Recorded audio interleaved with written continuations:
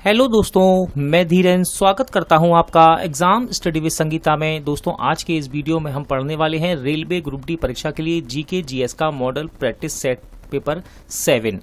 देखिए, ये spark publication का बुक है जिसमें कि 40 सेट दिए गए हैं और हर सेट में लगभग 50 से 55 क्वेश्चन हैं। यानी कि यदि आप इस बुक को कंप्लीट कर लेते हैं तो आपके 2000 से ज़्यादा क्वेश्चन कवर हो जाएंगे और सभी क्वेश्चन इसमें इंपॉर्टेंट दिए गए हैं।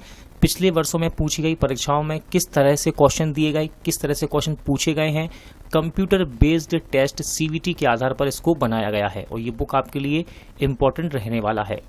इस बुक में जितने भी मोस्ट इंपॉर्टेंट क्वेश्चन हैं, उनसे जुड़े हुए जितने भी इंपॉर्टेंट फैक्ट हैं, उनको भी हम कवर कर रहे हैं। यदि आपने इससे पहले के पार्ट नहीं पढ़े हैं तो आप प्लेलिस्ट में जाकर देख सकते हैं। सभी पार्ट आपके आने वाली प्रतियोगिता परीक्षा के लिए इंपॉर्टेंट साबित होंगे। साथ ही साथ ये बुक ग्रुप डी के अलावा एनटीपीसी सीवीटी 2 के लिए आपके लिए इम्पोर्टेंट रहेगा। तो इस बुक को आप पढ़ते रहिए, इम्पोर्टेंट है दोस्तों। यदि आपको ये वीडियो अच्छा लगे, हेल्पफुल लगे तो प्लीज़ वीडियो को लाइक और शेयर जरूर कीजिएगा और यदि अब तक आपने हमारे चैनल को सब्सक्राइब नहीं किया है तो प्लीज़ चैनल को सब्सक्राइब जरूर कीजिएगा, जिससे कि आपको मेरे आने वाले नए वीडियो का नोटिफिकेशन टाइम पर मिलता रहे। तो चलिए हम अपनी क्लास शुरू करते हैं। चलिए स्टार्ट करते हैं। सेट नंबर 7, क्वेश्चन नंबर 1 है, कौन सा गुप्त शासक था जो शांति प्रिय था एवं विदेशिक संबंध स्थापित किया था? तो इसका राइट आंसर है दोस्तों चंद्रगुप्त द्वितीय। ठीक है, याद रखिएगा, चंद्रगुप्त द्वितीय वह शासक था जो शांति प्रिय था एवं विदेशिक संबंध जिसने स्थापित किए थे। नेक्स्ट क्वेश्चन इंपॉर्टेंट है, कौन सा मुगल शासक था जिसने अपनी डायरी में फूल पत्ती एवं बगीचों का वर्णन किया है? ठीक है, तो इसका राइट आंसर रहेगा जहांगीर। याद रखिएगा, जहांगीर मुगल शासक था जिसने अपनी डायरी में फूल पत्ती एवं बगीचों का वर्णन किया है।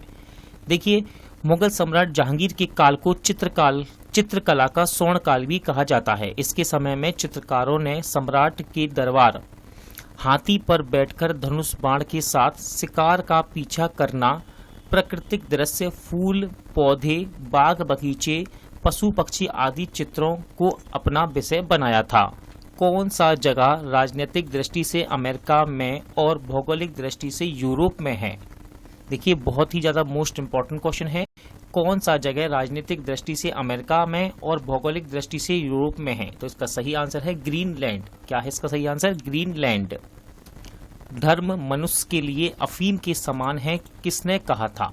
धर्म मनुष्य के लिए अफीम के समान है, किसने कहा था? तो इसका राइट आंसर है मार्क्स। ठीक है, मार्क्स के ये शब्द हैं क्या? धर्म मनुष्य के लिए अफीम के समान है। भारतीय संगीत नाटक अकादमी की स्थापना कब की गई?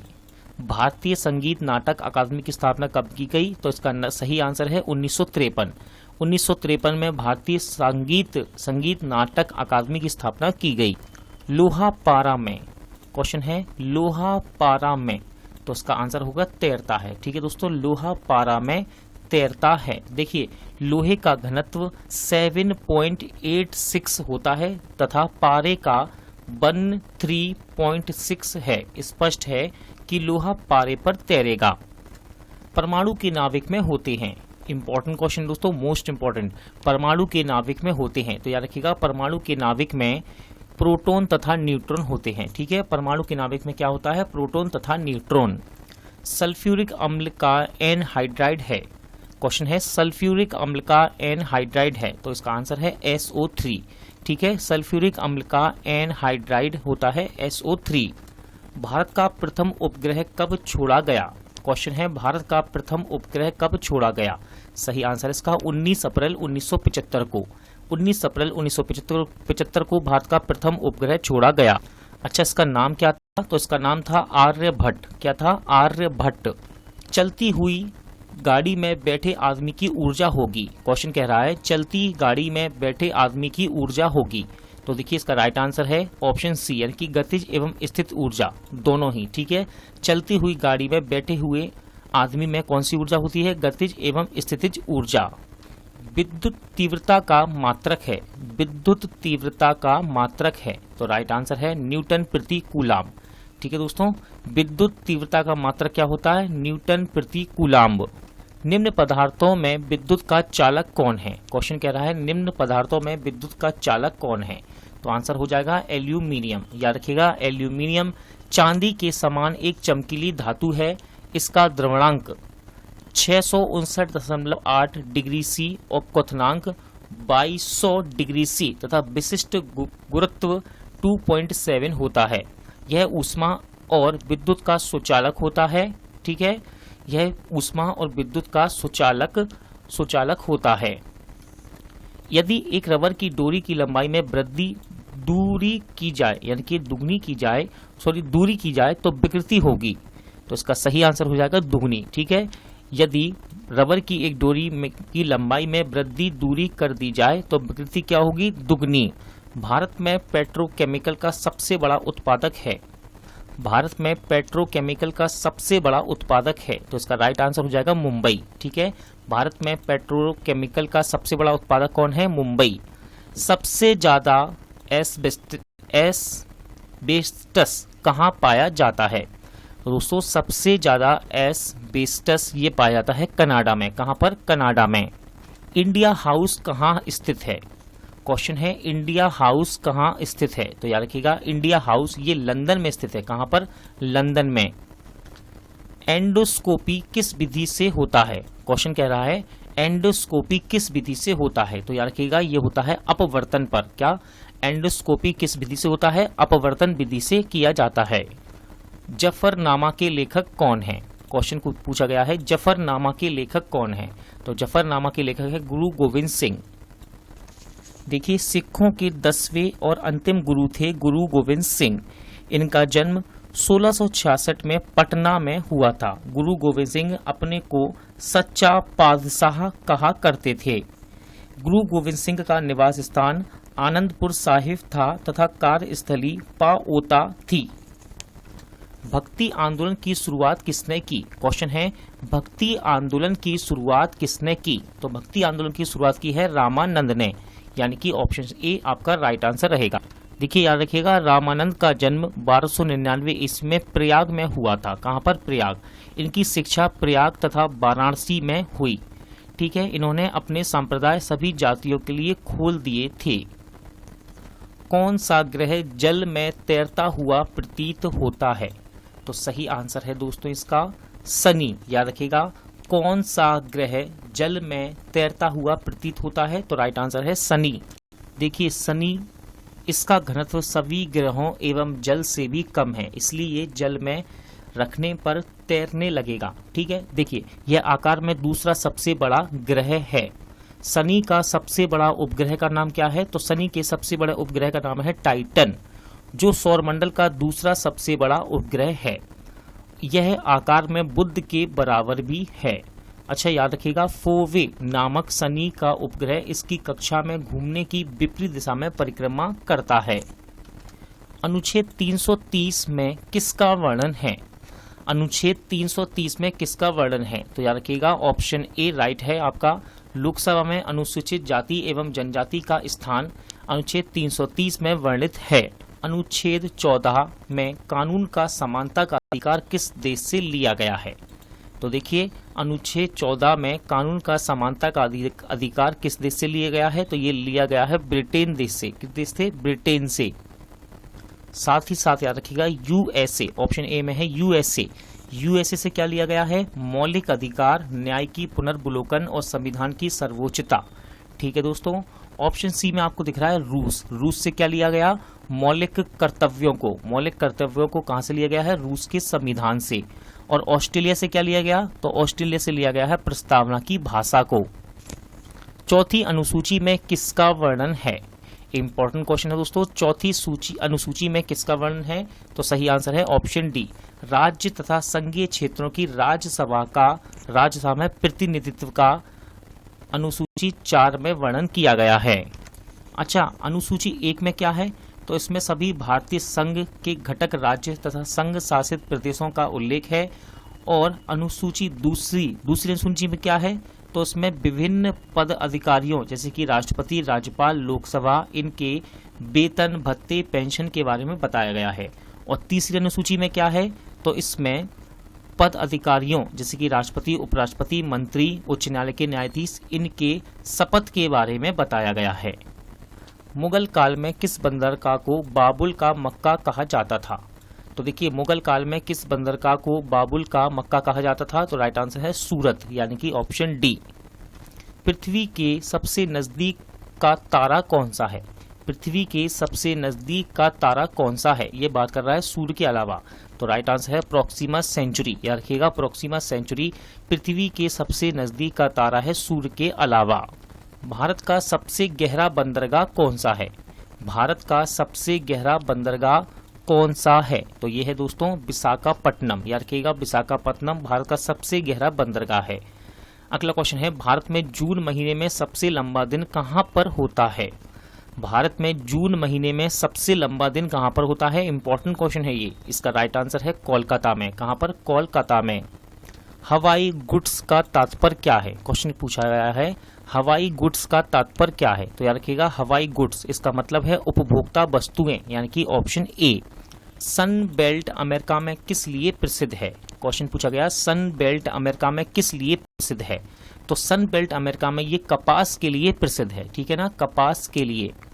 कॉफी किस क्षेत्र का पौधा है? क्वेश्चन है कॉफी किस क्षेत्र का पौधा है? तो आंसर है उष्णार्द्र कटिबंधीय, उष्णार्द्र कटिबंधीय पौधा है कॉफी का।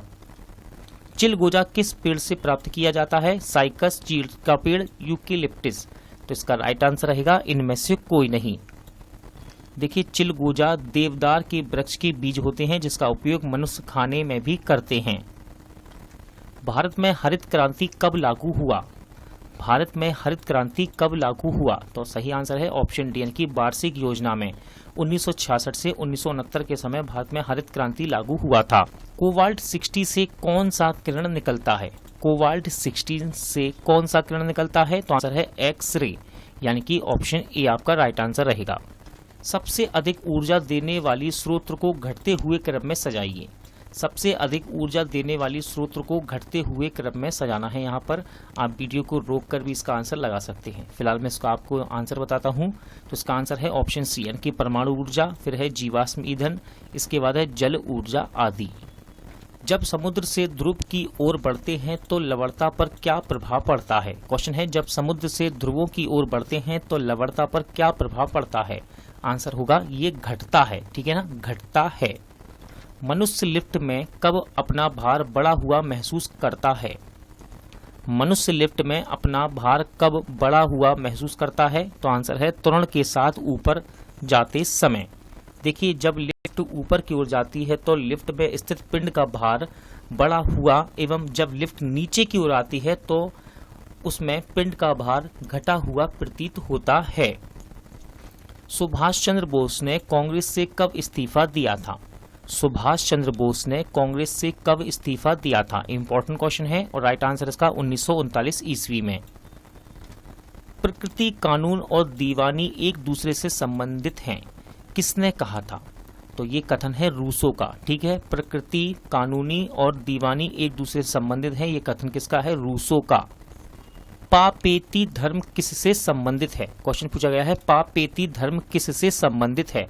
तो राइट आंसर है पारसी, ठीक है। पापेती धर्म किससे संबंधित है? पारसी। अगला क्वेश्चन है उपनिषेध का फारसी में अनुवाद किसके शासनकाल में हुआ था?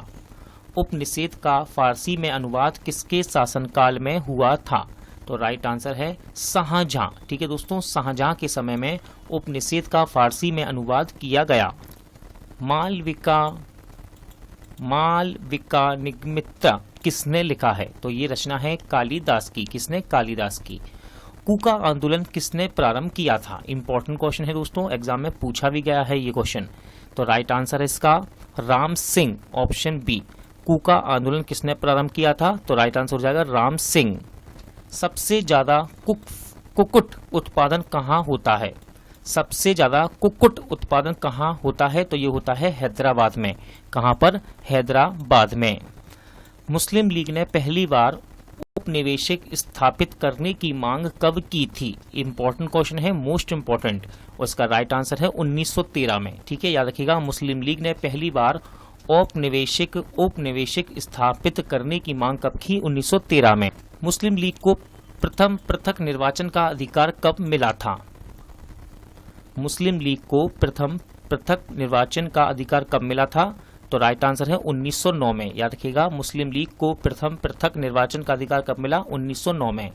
अगला क्वेश्चन है, खिलाफत आंदोलन के अग्रणी नेता कौन थे? ये मोस्ट इंपॉर्टेंट क्वेश्चन दोस्तों, इतिहास से पूछा जाने वाला। तो खिलाफत आंदोलन के अग्रणी नेता कौन थे? अली बंधु। ठीक है, खिलाफत आंदोलन के अग्रणी नेता कौन थे? अली बंधु। भारत में वर्षा किस कारण से नहीं होता है? क्वेश्चन पूछा गया है, भारत में वर्षा किस कारण से नहीं होता है? तो इसका राइट आंसर है पृथ्वी चक्रवात। ठीक है, पृथ्वी चक्रवात के कारण भारत में वर्षा नहीं होता है। अगला क्वेश्चन है, अनुवांशिकता का सिद्धांत किसने दिया था? अनुवांशिकता का सिद्धांत किसने दिया था? तो इंपॉर्टेंट क्वेश्चन है और राइट आंसर है ग्रेगर मेंडल। ग्रेगर मेंडल ने दिया था अनुवांशिकता का सिद्धांत। निम्नलिखित वंश क्रम को सजाइए। आप वीडियो को रोक कर भी इसका आंसर लगा सकते हैं। फिलहाल मैं आपको इसका आंसर बताता हूं। इसका सही आंसर है ऑप्शन ए। क्रम से है ये मौर्य, उसके बाद सोंग, फिर कुषाण, इसके बाद गुप्त। पनामा नहर किसको जोड़ती है? पनामा नहर किसको जोड़ती है? तो राइट आंसर है अटलांटिक को प्रशांत महासागर से। ठीक है, याद रखिएगा, इंपॉर्टेंट क्वेश्चन है। अटलांटिक को प्रशांत महासागर से जोड़ती है पनामा नहर। HBJ गैस पाइपलाइन का पूरा अर्थ क्या है? HBJ गैस पाइपलाइन का पूरा अर्थ क्या है? तो उसका पूरा अर्थ है हजीरा, बीजापुर, जगदीशपुर, यानी कि ऑप्शन ए आपका राइट आंसर रहेगा। इंपॉर्टेंट क्वेश्चन है दोस्तों, पंचमार्ग सिक्का कहाँ चलता था? पंचमार्ग सिक्का कहाँ चलता था? तो ये चलता था मौर्य काल में। ठीक है, याद रखिएगा, मौर्य काल में चलता था पंचमार्ग सिक्का। बेटिंग फॉर महात्मा किसने लिखा है? इंपॉर्टेंट बुक है ये, बेटिंग फॉर महात्मा। तो इसको लिखा है R.K. नारायण ने। किसने? R.K. नारायण। निम्न में से कौन सा रोग ठीक नहीं किया जा सकता? निम्नलिखित में से कौन सा रोग ठीक नहीं किया जा सकता? तो सही आंसर इसका कलर ब्लाइंडनेस। ठीक है, कलर ब्लाइंडनेस को ठीक नहीं किया जा सकता। हीमोग्लोबिन में कौन सा पदार्थ रहता है? हीमोग्लोबिन में कौन सा पदार्थ रहता है? तो इसका सही आंसर है लोहा। ठीक है, हीमोग्लोबिन में कौन सा पदार्थ रहता है? लोहा। निम्नलिखित घटनाओं को क्रम में सजाइए। देखिए, बंगाल विभाजन, खेड़ा आंदोलन, चंपारण आंदोलन और जलियांवाला बाग हत्याकांड, इनको क्रम से सजाना है। आप वीडियो को रोक कर भी इसका आंसर लगा सकते हैं। फिलहाल मैं आपको इसका आंसर बताता हूं। इसका राइट आंसर है ऑप्शन डी, यानी कि सबसे पहले घटना हुई है बंगाल विभाजन, इसके बाद हुआ चंपारण आंदोलन, फिर है खेड़ा आंदोलन और इसके बाद रहेगा आपका जलियांवाला बाग हत्याकांड। भारत में सबसे पहले पंचायती राज कब लागू हुआ था? भारत में सबसे पहले पंचायती राज कब लागू हुआ था? तो इसका सही आंसर है 1959 में, यानी कि ऑप्शन बी। किस तापमान में सेंटीग्रेड और फ़ारेनहाइट तापमापी दोनों एक ही अंक दिखाई देते हैं? किस तापमान में सेंटीग्रेड और फ़ारेनहाइट तापमापी दोनों एक ही अंक दिखाई देता है? तो आंसर है -40 डिग्री में। ठीक है दोस्तों, -40 डिग्री में एक ही अंक दिखाई देगा, चाहे वो सेंटीग्रेड में हो या फ़ारेनहाइट में। डोल ड्रम क्या है? डोल ड्रम क्या है? तो सही आंसर है विषुवत रेखा के दोनों तरफ 10 डिग्री अक्षांश तक होता है ये डोल ड्रम। ओजोन परत किस स्तर में पाया जाता है? ओजोन परत किस स्तर में पाया जाता है? तो सही आंसर है 32 से 60 किलोमीटर में। ठीक है ना, ओजोन परत किस परत में पाया जाता है, किस स्तर में पाया जाता है? 32 से 60 किलोमीटर की रेंज में। कृषि बीमा करता है, क्वेश्चन है कृषि बीमा करता है, तो इसका सही आंसर है GIC। अगला क्वेश्चन है जनसंख्या का महाविभाजन किस वर्ष को कहा जाता है? जनसंख्या का महाविभाजन किस वर्ष को कहा जाता है? तो सही आंसर है 1921, यानी कि ऑप्शन बी आपका सही आंसर रहेगा। कैमरे का कौन सा भाग आंख का लेंस की तरह काम करता है? तो सही आंसर है इनमें से कोई नहीं। देखिए, ना तो फिल्म, ना शटर, ना डायफ्राम, ये इनमें से कोई भी कैमरे का आंख का लेंस का कार्य नहीं करता है। शेयर बाजार में ULIP का शब्द विस्तार है, तो इसका फुल फॉर्म होता है दोस्तों unit linked insurance plan. Unit linked insurance plan. दोस्तों, आज का वीडियो यहीं एंड होता है। उम्मीद करता हूं आपको सभी क्वेश्चन अच्छे लगे होंगे, समझ आए होंगे। पूरा वीडियो देखने के लिए थैंक यू। जल्द मिलते हैं इस वीडियो के नेक्स्ट पार्ट के साथ।